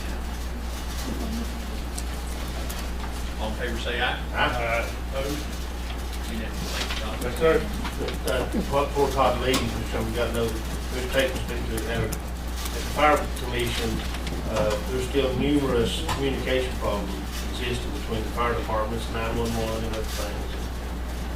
I think that's another topic for another day, but we have made Jack aware of before he leaves, and a certain Jim can do too. I don't know, maybe we'll ask too much about that. You found anything out about that? We've gotten to changes in emails and That off the top of it. You know, when I'm talking about checking with other counties, Yeah. has that heard anything back from No, them? we have extra information, and we have some folks who come in, and I think the problem was this, like, is we come in and want to try to sell you something, I think we locate some folks, that's not their work. Thank you. Be safe. Thanks, Todd. Just, and just for the record, I wouldn't want to kiss David. My wife is standing out in the hallway, so just wrong idea. I did that. David, wait a minute. Just licking his eyebrows. I thought it was leave, I'm sorry. Yeah. I might want to clarify, she's directly behind you. Anyway. She's leaving with Todd Ziegler. Looks a bit like she is. I was going to pick up his wife. Can't blame her after you ranking the game. Yeah. That looks a little funny, I thought. The next thing, we'll go back up, gentlemen, to 10D. Terry Bell has some change orders he'd like for us to consider. 10D. Thank you. Mike's going to pass you out a handout so we can look at these change orders. Let's see, I think that you all downloaded your computer. There are some pictures of the Highlands renovation someplace on your desktops if you sometime want to take a look at them. The Highlands renovation project is on a tight schedule. We are moving forward to start moving students back in on August the 26th. Teachers will be returning next Tuesday. In fact, we're going to try to start this coming Monday. in moving teacher desks and student desks back into the classrooms. The Highlands renovation project has been a challenge, to say the least. Anytime you start into an old building, Ronnie, as you know, you keep digging up things. It's like digging in a cemetery. You don't know where the headstones are. And so we ran into some problems, and we tried to keep this project moving so we could stay on time and, of course, get school started. The change order request that's before you tonight is for a total of $46,630. I will tell you up front that I checked with Jack beforehand, went over all this with Jack. I went over it with Lori. We do have a contingency on this project. What is it? What we put in contingency? $68,000. And so what I'm asking tonight is to approve money that's in the project in contingency so that we can get this project complete. They've broken it down. You want me to go over this one by one? I don't think so. Okay. If you look at the question, I can answer hopefully all of Anybody them. have a question? You got, there's 19. There's 20. There's actually one more that was added. It's the very last page. It is a, yes, it's. If you want to speak to the big one, Okay, that's really high for that. the big number one 6. is RFP number 6. It's the heating piping system tiles out. They pull some ceiling tiles out in the hallway there near where the boiler room goes back in. The main trunk line, you just think that main trunk down that main hallway, they looked up and they saw a 3-inch line. And I've been told it's to be expected that main trunk line remains constant all through the building. And but someone said it's a diminishing supply and return. The 3-inch line then dropped down to a 2-inch line, and then it went down to a 1-inch line, and then went all the way out to the far end, and then it starts back at 3, and it keeps coming down and going back till it returns back to the boiler room at 1 inch. You couldn't see it. You had drop ceiling above it, and then you had the insulation out over top of it, and so when we yanked all the ceiling down and looked up there, I said, it's not going to work, you know, because there's a new, we have new bar units in every classroom. It's essentially, it's a heat pump for heat and air conditioning. It's that main trunk then had to be changed out, and that's what that $20,000 is for.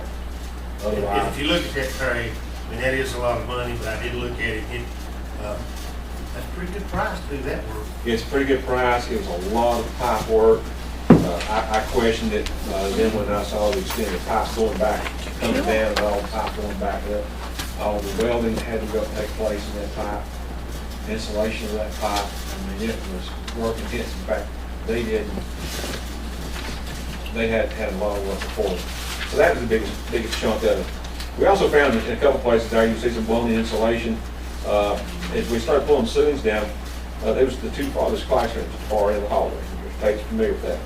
That was added on at a different time, and it had a gypboard decking on it, and whereas all the rest of the building is bar joists and plaster and wire, and so we couldn't blow insulation in overhead. We had to foam it, and then you foam it, you got to go with code, you got to fireproof it, you got to put in a different ceiling tile there, and so that's where another about $10,000 got chewed up in that total. So when you take those things, everything else in here has to do with code issues. We found that the fire alarm panel was not hooked up to dial out to 911. It had all the equipment there, but it was not. It had been installed before this renovation work in order to satisfy code requirements. We had Terry, my question with contingency is always, in 46 in the budget, they're only leave 20. 21.7. Thank you. Are we close to the end of the project? Yes. Yes. Yes. In fact, what Jack instructed me to do was to wait things to you at one time and tell me not to plan on coming back again. Motion to approve. Okay, we have a motion. Second. Presentation.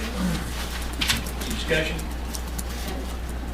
Just as part of that motion. can Oh, the also budget amendment. Approve budget Yeah, amendment. Approve number budget 20. amendment. Yeah. Is it changed Is that 20? Budget amendment number 20. 20. Yes, sir. Along with that, That's moved to make contingency to construction. You accept that, you accept that, you second? Yeah.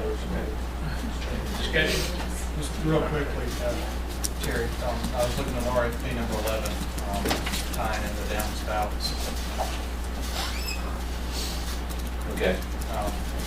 As you know, I've signed my name on the dotted line to help provide 10% of the matching funds on this one. Any of that stuff I can help out with and save the county a little money, having more money. Where are you at? was the job I done that, Jim, that mentioned. Which one? RFP number 11. There's no change. That's what I'm saying, I just saw the tie in the two downspouts. I'm just giving you a heads up, if you see anything like that, I'll be more than happy. Oh, okay. All right. He's offering to do free work. Offering free work. Good. Okay, any other discussion? All in favor, say aye. Aye. Opposed? That motion passes. I Thank think you. we need to say thank you to Terry Bell. Yes, sir. He's there every day, so.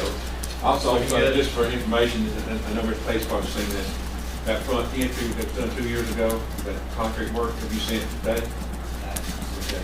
What happened was the previous contractor did not do a proper installation, and Mike Watson, who would be here tonight, but he had some major surgery, he forced H&M to go back and spent $18,000, and they have redone that whole front entry up there. It really looks good. Really looks good. Thank you, Terry. Thank you, Terry. 10E is a consideration of agreement with National Utility Refund regarding audited utility and health home expenses. just real briefly, this is a group that will come in and basically look at your situation, determine whether or not there are. Is this the thing that, I got a couple emails from Bill Rice. Yeah, okay. It is. Yeah. And incidentally, the contract that you have in your package, it had a couple of minor modifications made by me. I have passed out to you the revised decision. Basically, I want to tighten a few things up, but in a nutshell, Jack has had some experience with this type of arrangement. These people will come in and basically look at your bills, look at your situation, and see whether or not you've got some money coming back to you. And if they find money coming back to you, basically they get a percentage of it. It's basically no obligation to pay them unless they are able to find some savings to you. And in addition, they will be looking to see if there are ways with your current setup to save you some money. You're not obligated to adopt those ways, but they're going to make those suggestions to you. Any reason we shouldn't do this one? Now, I'm really right about it, it seems like we're ready. Motion approved. We have motion in 2 seconds. Pick one. Hey, Tate, motion by Commissioner Higgins. Any discussion? Just explain real quick the auditor. The auditor is who? It is. Is this the company? The company's auditor? Company, yes. Who audits the auditor? The auditor is not audited. They take their word? Yeah, you're gonna have to take national utility refunds word. That's correct. There's no way to check if what they're saying is. I will tell you this, they will be working hand in hand with the Lord's Department. They will be requesting documentation, the bills and whatnot. They will do the analysis. They will determine, whether you have been overcharged, basically. I talked to this guy too, from my understanding, it ain't gonna cost us nothing unless they find something. That's We're gonna correct. get money and they get a percentage. That's correct. Any other discussion? All in favor of the motion, say aye. Aye. Opposed? That motion passes. He did give me a list of some people, I don't remember who all they are, that he found savings for here in Franklin. One I remember had Belleville, and I think he got so much back, and he lives in businesses. We have a, David, I guess you got consideration on the ambulance bid? Yes, sir, Mr. Chairman. We went out for bid. We wanted, or had entertained this company last year. That's been for a full bid last year, and this is the same company that got it last year. We posted the same RFP out for bids, and they were the only ones that sent us a bid. Was it the same? It was exactly the same price as we approved last year for the same two ambulances. And remind me, this is what we were gonna do, we talked about redoing that We bid. hope- that you we hope suggested to we piggyback back on out that the bid. Yeah, we thought we could piggyback, but there's some language in the statute which suggests that you can piggyback on other governmental bodies' contracts, but you can't piggyback on Okay. So we went through the whole bid process again, posted in the paper, posted on the website, and they were the only ones that sent us bid. And it matches what we approved last year. So what would you change on these? I know there've been the 2 or 3 things that caused a little heartburn. Anything major, Dave? There hasn't been anything major. We had one truck that had an electrical problem, and they fixed it right away. And we haven't had any problem with them since.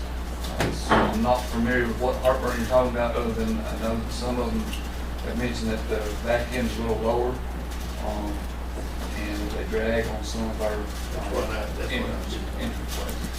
The reason that truck is lower than our other, and the lift, Jimmy knows, it's wearing on your back. It will help us in health care costs of our employees by lowering the back of that a little bit. To my knowledge, it has not been a problem. It hasn't been any damage to the truck or to anybody's driveway. It hasn't delayed transport or anything like that. There's a slight configuration different from our other ones. Back orders in there are a little different. They've learned to work with that. There was an issue of some compartments inside that were a little smaller, but when you make those smaller, it makes the ones on the outside larger, so it's a give and take. Right now, those trucks have over 20,000 miles on them off last year.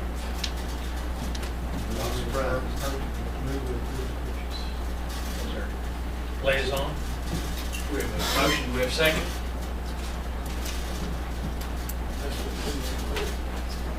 Yes, sir. To accept the bid. That's second, Robert. What's the name of the company? Custom Truck and Body. Second by Commissioner Hagan. Any discussion? All in favor say aye. Aye. Opposed? Ayes, thank you. How long will it take to get them in?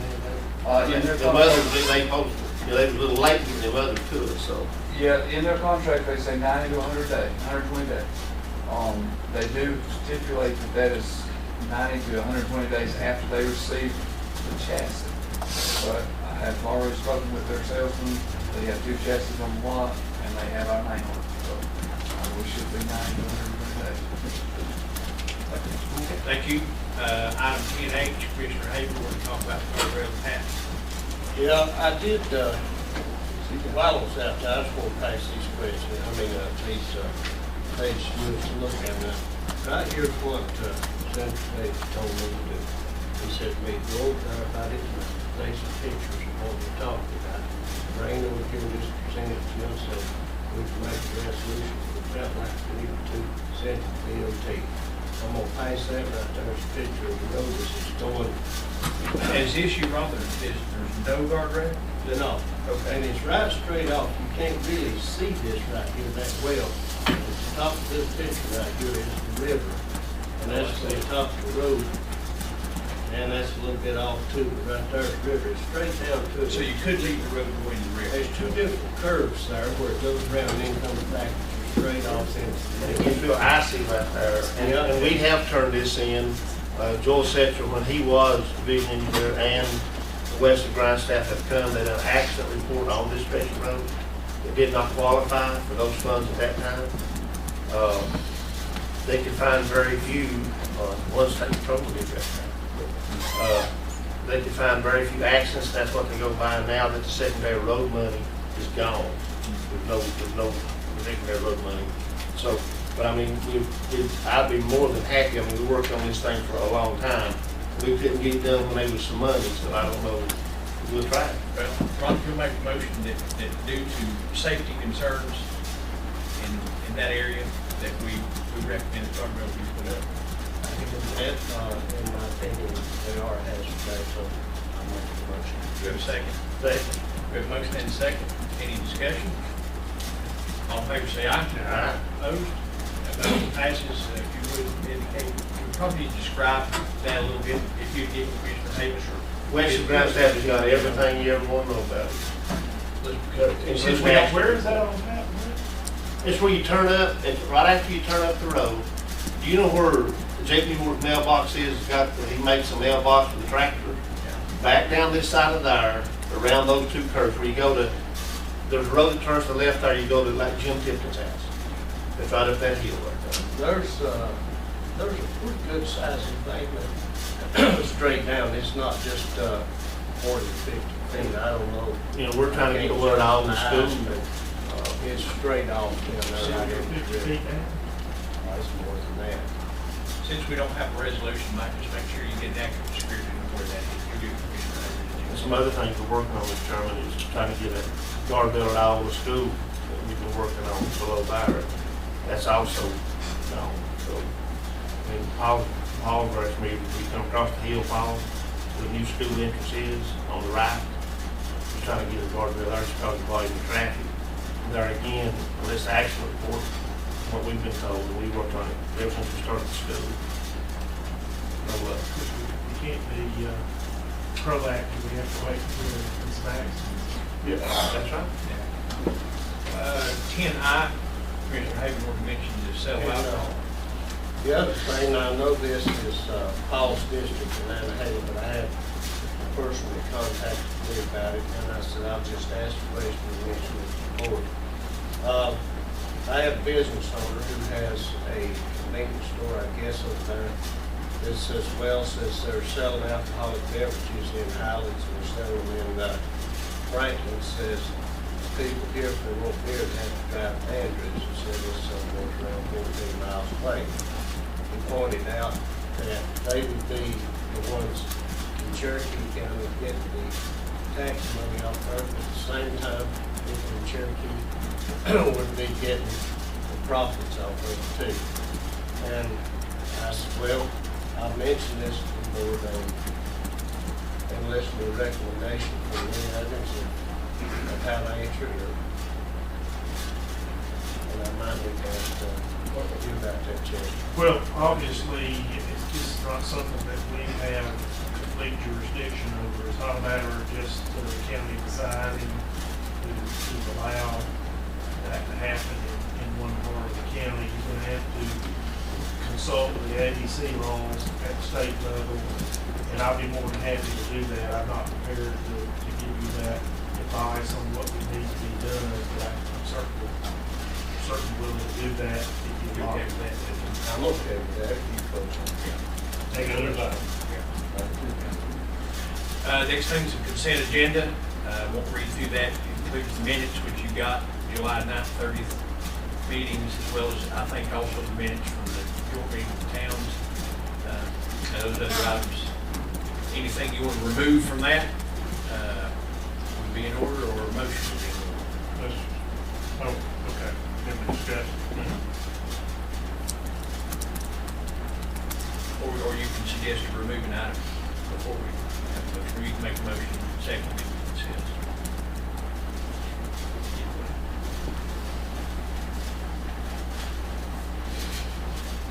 I don't see them on there, but I read it home like that. Okay, we have a motion second to approve the consent agenda. Any discussion? Let's go down to these budget amendments, just so we'll have discussion about them. Something number item 15, what's that? That is, every year, in fiscal year, DSS has to look, they get certain donations for cost repair and adoption, and they must use that for these specific purposes earmarked. So that was the amount left at the end of 12/13, so that's just moving it forward in 13/14. All right, number 16. 16, this is a grant that Chris Stahl was on the way supplied and received. It's a community waste reduction recycling grant. And it has a smaller match, which he has in his fund balance from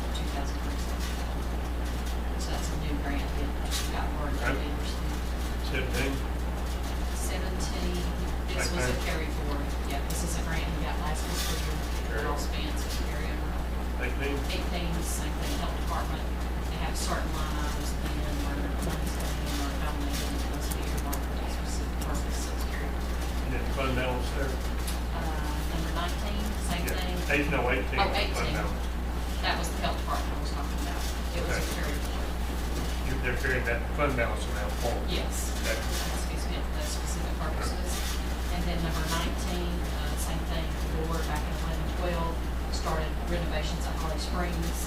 Very little got done in 11-12. They really got moving on into 12-13, but weren't able to finish it. So this is carrying that initial, I think it was 35,000 the board approved. So we've spent about 17 of it. And so this is moving that balance forward so they can finish up at Holly Springs. But they're not through yet. Things come a long way though. Yeah, It they looks have. good. Don't look good. I've not been up there, but I know I've seen It the does look fields. good. It needs it. And I don't understand any of this next page. That's tax stuff. That's just one, is that, It's not my department, but what I understand, what you're looking at, the next, are just tax releases. I mean, people owe this money, they're just saying, you don't want them. No, this is clerical errors, where it says clerical Paul on the right-hand side. Oh, I see. If you look at clerical errors, Clear, that's all I've got. Clear. that's what that is, clerical errors. That's the reason they're getting a refund on their monies. And most to the attention of them by the landowner also. You don't need to public notice, it's like that to do with Richard Bell. Believe it or not. Well, it's a shame we gotta have a public hearing to refund $300. I concur. At a turn, what did the client win? Nothing. That's correct, his mistake. In the week, more than that coming over here. I guess if they're saying this is good, let's roll with it. Richard Leitner, I understand, reviewed that list and provides his recommendation for it. Motion to approve. Any discussion? Oh, you got the motion second. Any other discussion? Two of them. All right. All in favor, say aye. Aye. Opposed? Motion passes. Gentlemen, the last thing on the agenda is the technical review committee. Matt, we've got your letter here. You guys were receiving a letter from Matt Mason. Matt, you want to address that? That's basically a follow-up, technical review committee to follow up from the amendments and make the subdivision ordinance. Following the same protocol. If you'll recall, and this technical review committee was something that was basically reinstated in one of the amendments to the subdivision. Which we passed, and it's just naming that committee. We just need, yeah, exactly. Motion to approve the names of submitted. Do we have a second? Second by Commissioner Hayes. Should there be someone from the public who's large on that? The way the ordinance is read, if the only person. Chris Hammers. Public at large would be the planning board.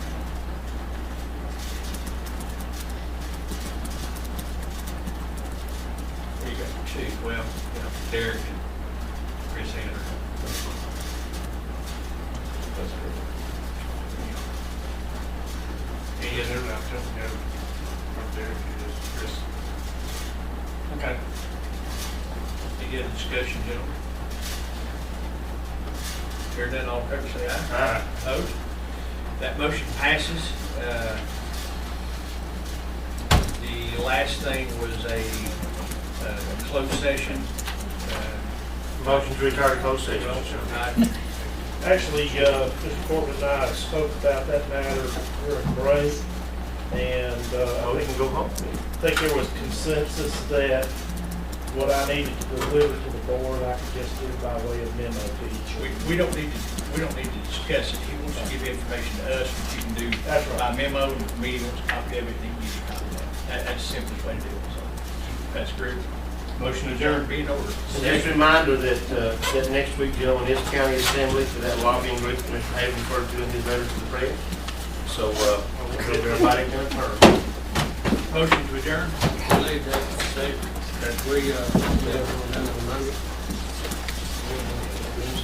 Well, you got your technical. All in favor of adjourn, say aye.